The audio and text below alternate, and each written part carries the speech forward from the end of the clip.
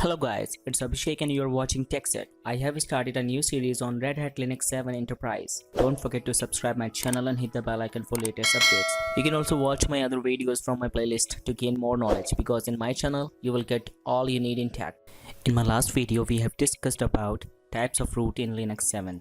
In this video we are going to discuss what are the minimum requirements we should have to install RHEL 7.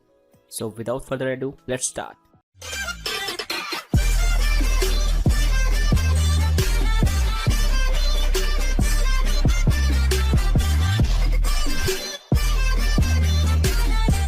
If you want to install Linux Red Hat 7 operating system in any machine, then your computer machine should have minimum 1 GHz processor with 64-bit architecture.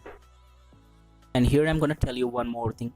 RHEL 6 was available in 32-bit and 64-bit both architectures, but RHEL 7 is only available in 64-bit architecture. Let's move to our second requirement, that is a RAM. And we all know about RAM. RAM stands for random access memory. The more RAM we will have in our computer systems, better performance we will get. But in Linux, for only installation purpose, we can use minimum 512 MB RAM. And to make it properly working and operating Linux Red Hat 7, then your computer machine should have more than 1.5 GHz RAM. Now the last requirement is hard disk. If you want to install RHEL 7 in your computer machine, then your computer machine should have minimum 8 GB free space. So these are the requirements to install RHEL 7 in your computer machine, and if you fulfill all the requirements, then you can install RHEL 7 in your computer machine very easily. Now question time. Tell me, RHEL 7 comes with only, and your options are option A 64-bit architecture, option B 32-bit architecture, option C both 32 and 64-bit architectures.